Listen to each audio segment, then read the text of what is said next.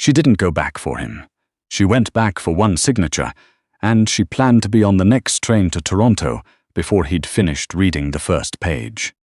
7 months. That was how long Sienna had been gone from the Falconer estate above Westmount. Long enough for the Syndicate to stop actively searching. Long enough for the city to assume she'd been quietly handled, a woman who had known too much, who had simply stopped existing. In Montreal, people made that assumption and moved on. It was easier. The cab driver slowed at the iron gate at the end of Rue de la Falaise without being asked to. Most drivers did. The estate sat behind a wall of grey limestone that matched the January sky, surveillance cameras blinking from the corners like slow, cold eyes. "You sure about this, miss?" He glanced at her in the mirror. Sienna met his eyes.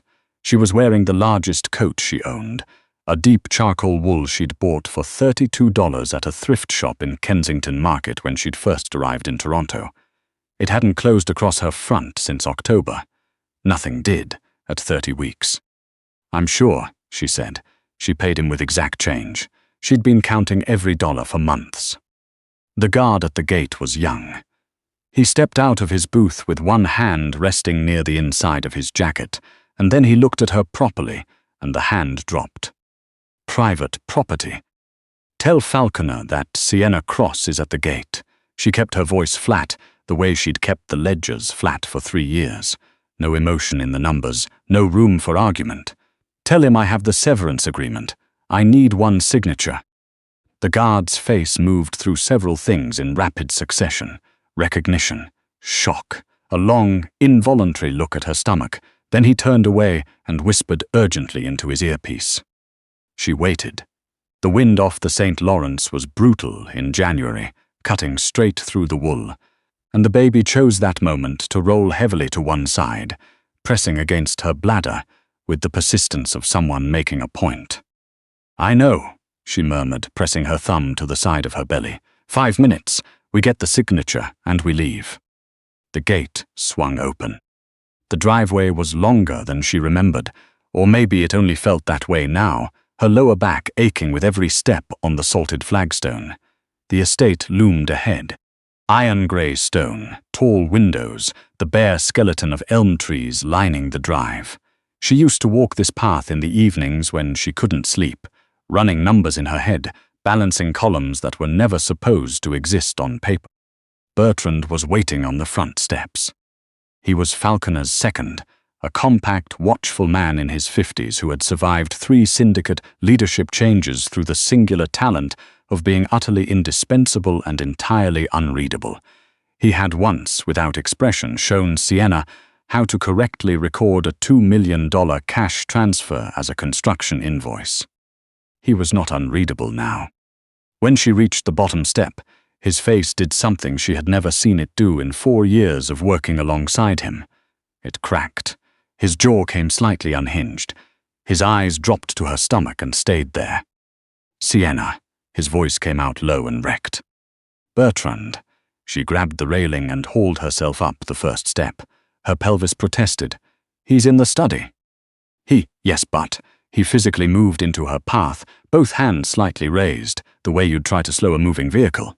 "Sienna, what is this?" The paperwork. She held up the manila envelope she'd been pressing against her chest to shield it from the damp. "The financial separation agreement. His lawyers had it for 3 weeks. I just need the signature on page 6. She met his eyes. "Move, Bertrand. I'm freezing." He stepped aside. He opened the door for her. She had never, in 4 years, seen him open a door for anyone. The heat of the foyer washed over her. Warm air, old wood, and the faint bite of the cognac Falconer kept in the crystal decanter on the sideboard. Sienna's stomach lurched. Her sense of smell had been merciless for months. "He doesn't know," Bertrand said quietly, behind her. "He thinks you're only here to..." "Sign the papers." Yes, she didn't look back. She knew the way. Down the hall. Past the framed topographical maps of the city. Past the closed door of the room where she used to work, where she'd spent 2.5 years turning the Syndicate's cash flows into something that would survive a federal audit. She didn't look at that door either. She stopped outside the study. She didn't knock. She never had. She turned the handle and pushed the door open. Conrad Falconer was not a man who was ever caught off guard. In the years Sienna had worked for him, she had watched him receive news of ambushes, betrayals, and a hostile government inquiry with the same controlled stillness he brought to reviewing a quarterly report. He was 41, grey, already salting his dark hair at the temples, with a face that had learned long ago to give nothing away. He was standing at the window when she entered, his back to the room, a phone pressed to his ear. His lawyer, Monsieur Zocafor, thin and meticulous, someone Sienna had always respected, sat at the desk with an open folder. "I don't care what the city says about the permits," Falconer was saying. "The permits are your problem. Fix it." He ended the call without a goodbye and turned around. He saw her. The phone slipped from his hand. It hit the hardwood floor and skidded under the edge of the desk. He didn't look at it. He didn't look at his lawyer. He looked at Sienna, standing in the doorway in her enormous charcoal coat, and his face, the controlled, unreadable face she had studied across conference tables for years, simply stopped working. His gaze dropped. The coat hung open. She hadn't been able to button it since October. The silence in the room lasted a very long time. "Miss Okafor," Falconer said. His voice was perfectly even. That was the most frightening thing about it. "Get out." The lawyer gathered her folder and left with the speed of someone who had worked for dangerous men long enough to know when to disappear without asking questions. The door clicked shut. Falconer hadn't moved.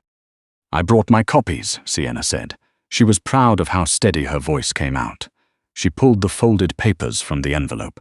"Your lawyer flagged page 6. I've signed everywhere else. I just need your signature and—" "Whose is it?" Not a question. It came out of him like something that had been held under pressure for a very long time, flat and slightly destroyed. Sienna looked at him for a moment. "Are you asking me that seriously?" she said. "Or are you just bad at counting months?"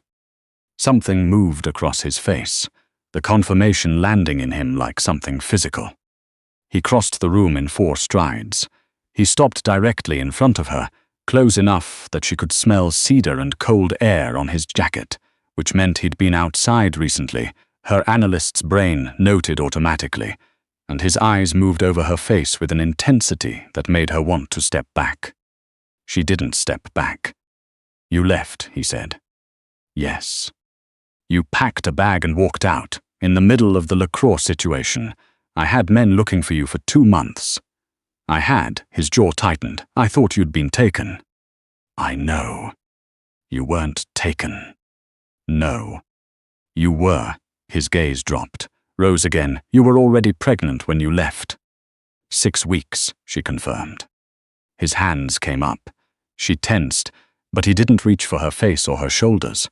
He placed both hands, with a precision that felt almost careful, against either side of her belly. His palms were warm through the fabric of her dress. Sienna grabbed his wrists. He didn't move. He kept his hands there, and a few seconds later, because the baby had decided this was an excellent moment to make its position known, a sharp, rolling kick pressed outward against his left palm. Falconer went completely still. She watched something happen to his face that she had never seen in 4 years.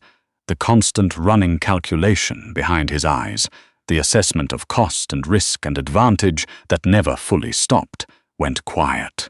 What replaced it was something raw and entirely involuntary. The expression of a man who has just been reached somewhere he didn't know he could be reached. "Mine," he said. It came out barely above a breath. "I need the signature on page 6, she said.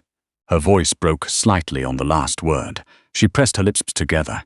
She had decided on the train from Union Station that she was not going to cry in this room.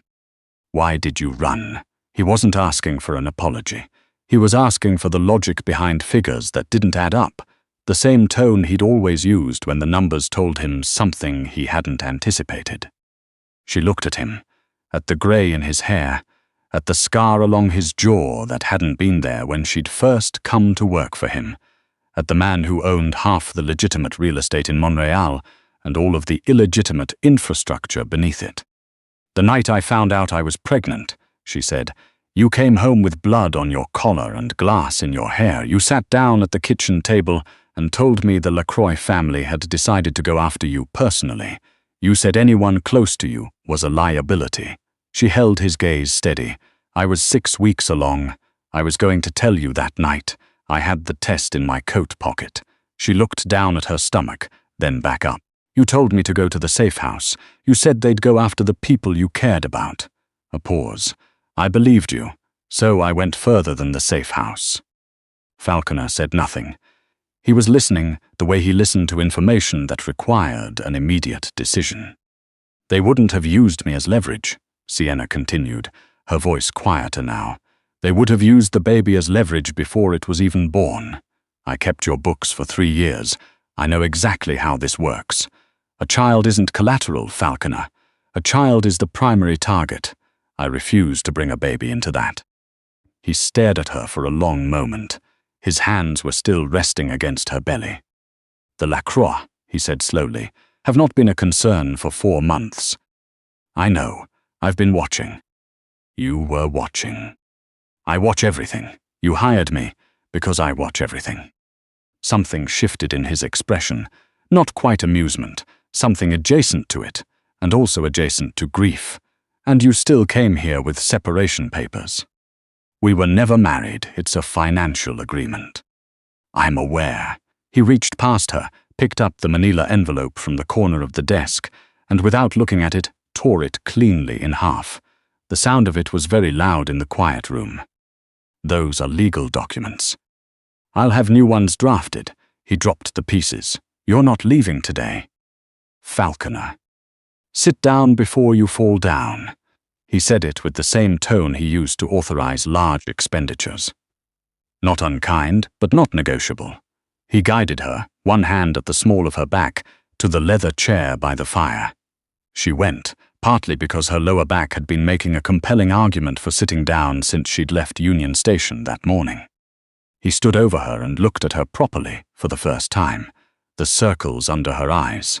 The pallor of someone who'd been rationing food and sleep in a small apartment for 7 months. How long since you've seen a doctor? I'm fine. That's not what I asked. 8 weeks, she admitted. His expression didn't change. He turned toward the door and said, without raising his voice, Bertrand. The door opened immediately. Bertrand had very obviously been standing directly on the other side of it. Get Dr. Nguyen, Falconer said. I want her here in 20 minutes. She's in Laval. Then she should have left 19 minutes ago. Dr. Nguyen arrived in 23 minutes, slightly breathless, carrying a portable ultrasound unit that she set up on the low table in front of the fire. She spoke to Sienna directly, asked sensible questions, and didn't perform her job for anyone's benefit except her patients. Sienna appreciated all of this. The gel was cold. The room was warm. Falconer stood at the edge of the firelight, arms crossed, watching the monitor with the focus he usually reserved for financial projections. When the image resolved, curved spine, small ribs, the unmistakable profile of a face in 3/4 view, he moved without deciding to, crossing the room until he was standing just behind the doctor's shoulder. Then Dr. Nguyen pressed a button. The sound filled the room. Fast, rhythmic, entirely certain. A heartbeat, galloping like something that had already decided it intended to survive whatever world it was being born into. Falconer put one hand on the back of the sofa and didn't move. Sienna looked at the ceiling. She had decided she was not going to cry. She cried anyway, quietly turned slightly away, the way she'd done most things for 7 months. Heart rate is strong, Dr. Nguyen said, keeping her voice level. Measurements are consistent with 30 weeks. Baby is well positioned. Mother is slightly anemic and undersleeping, but the baby is compensating well. They're resourceful at this stage. Falconer asked Dr. Nguyen to give them the room. When the door closed, he sat down on the edge of the coffee table, close enough that his knee nearly touched hers. He was silent for a moment, looking at his hands.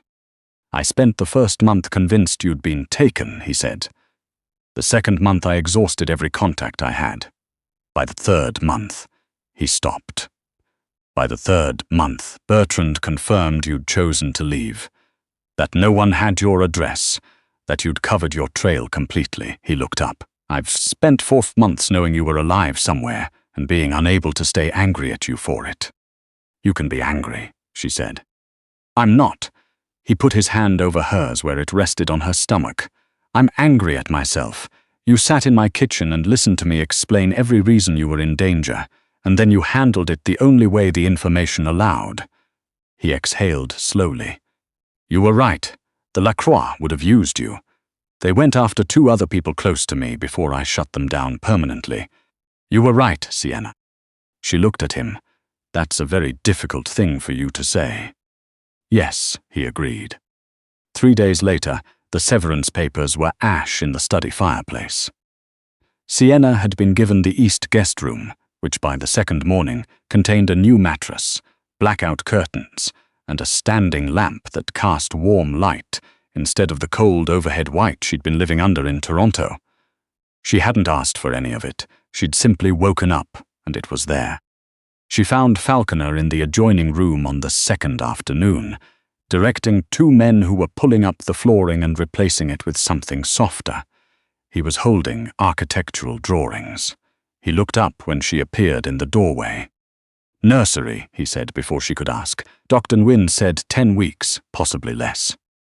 Sienna looked at the drawings, at the window specifications, at the door frame, which was significantly thicker than it should have been. That door has a steel core, she said. Yes. You're building a vault. I'm building a nursery. He set the drawings down. The glass is impact resistant. There's an independent ventilation line and a secondary power supply. These are the same specifications you use for secure transfer points. She stepped fully into the room. I know because I signed off on the invoices for 3 of them. He looked at her steadily. And you cannot keep a child safe by putting them in a box. She crossed her arms over her stomach. I ran the numbers on your world for 3 years, Falconer. I know what the ledgers actually say. You can fortify every room in this house and it doesn't change what exists outside the walls. Then I change what's outside the walls. You can't just. I already am, he said it quietly, without theater. I've been restructuring for 6 months. Clean revenue, legitimate holdings, documented chains of income. It isn't finished. He paused, but I am aware that I cannot continue what I've built and also be what that child needs. I've been aware of it for 4 months. Since the night Bertrand told me you had chosen to leave. He looked at her directly. So I am changing the mathematics. Sienna stood in the half-finished room, looking at this man who had spent 15 years building an empire in the grey spaces of this city, telling her he was changing the mathematics. She didn't know if she believed him entirely. She knew she believed he believed it. And for now, with her back aching and her feet swelling and the baby pressing steadily against her ribs, that was enough to stand on. It was less than 10 weeks. On a Thursday night at the end of January, Bertrand appeared in the study doorway while Sienna was reviewing the new corporate filings. She had, inevitably, begun reviewing the restructuring documents because she was constitutionally incapable of looking at disorganized numbers and saying nothing about them, and his face was wrong. Wrong in the specific way that faces went wrong before things happened. He set a photograph on the desk between them. It had been taken from the end of the driveway 3 days ago with a long lens. Sienna at the gate, her profile unmistakable, written across the bottom in thick black marker, Beau cadeau, Falconer, beautiful gift. Le Corbeau, a Quebec City crew that had been quietly moving south for 18 months, occupying the space left behind by the Lacroix. They've known since she arrived, Bertrand said. Sienna felt the cold move through her in a slow, steady wave. Falconer stood. He was already moving, reaching for his jacket, switching into that particular controlled speed she recognized from the worst nights of the Lacroix War. He looked at her, and for a moment something in his face was visibly torn. I have to end this tonight, he said. If you leave. If I don't, they come here. He crossed the room and cupped her face in both hands. He just looked at her for a moment, with an expression she didn't have a name for. Bertrand stays. 8 men inside, the room you've been sleeping in locks from the inside. Nothing gets through that door without making a great deal of noise first. He pressed his forehead briefly against hers. I am coming back. He left. The house held its breath. Sienna sat in the study. The grandfather clock in the foyer measured the hours. At 11:47, the first real contraction arrived. Not the vague aching she'd been managing for days, but something that came from the outside and took her entire lower body in its grip and simply squeezed. She breathed through it, counted, 17 minutes to the next one, then 12, then 8. At 12:30 she told Bertrand, who went the color of old paper and called Dr. Nguyen without being asked twice. At 12:54 the front door opened. Falconer was not unharmed. There was a cut above his eye and his knuckles were a wreck, and he moved with the careful deliberateness of someone managing something they haven't fully assessed yet. But he was walking under his own power, and when Sienna's voice reached him from the top of the stairs, something in his entire posture simply reset. He took the stairs 3 at a time. He didn't leave the room after that. He sat beside her and held her hand with the grip of a man who had decided he was not letting go under any circumstances, and Dr. Nguyen worked with the focused efficiency of someone who had navigated difficult situations in difficult conditions and found the whole thing, relatively speaking, manageable. She kept Sienna informed at every step, explained everything before she did it, and spoke about the baby as though it were already a person with opinions, which Sienna thought was entirely accurate. At 3:17 in the morning, their daughter was born. She was small. She was furious. She announced her arrival to the house with the full-throated conviction of someone who had been waiting 33 weeks to make a point, and was not interested in doing so quietly. Dr. Nguyen placed her on Sienna's chest. Sienna pressed her lips to the top of her daughter's head, which smelled like something Sienna had no comparison for. Something entirely new, something that had not existed anywhere in the world 8 hours ago, and now existed here, in this room, making its displeasure with the temperature loudly known. Falconer sat very still at the edge of the bed. He was looking at his daughter with an expression that had finally, completely, let go of all its calculations. After a long moment, Sienna looked over at him. "You changed the math," she said. Her voice was wrecked in the good way, the way that happens when the thing you've been bracing against for 7 months turns out to be something you can hold in your arms. He reached out and rested 2 fingers, with extraordinary care, against the baby's impossibly small hand. The hand, on reflex, wrapped around his index finger and held on. "I'm still working on it," he said. It was the most honest thing she'd ever heard him say, more honest than any number she'd verified, any ledger she'd closed, any document she'd signed in this house or in a small apartment in Toronto or at a gate in the January, cold with one hand pressed to her stomach. Outside, the January dark was beginning to thin at the edges, the way it did in this city just before morning decided to try again. The estate was quiet, a different kind of quiet than it had been 3 days ago, or 7 months ago, or 3 years ago, when she'd first walked up this same driveway carrying nothing but a portfolio and a reference letter, and no idea what she was walking into. Sienna leaned back against the pillows, their daughter warm and settling on her chest, Falconer's hand still in hers, and let the house settle around all 3 of them. She had run because the math had been clear. She had come back because it had changed. She hadn't expected that to feel, against every reasonable calculation she'd ever run, like the most accurate answer she'd ever arrived at.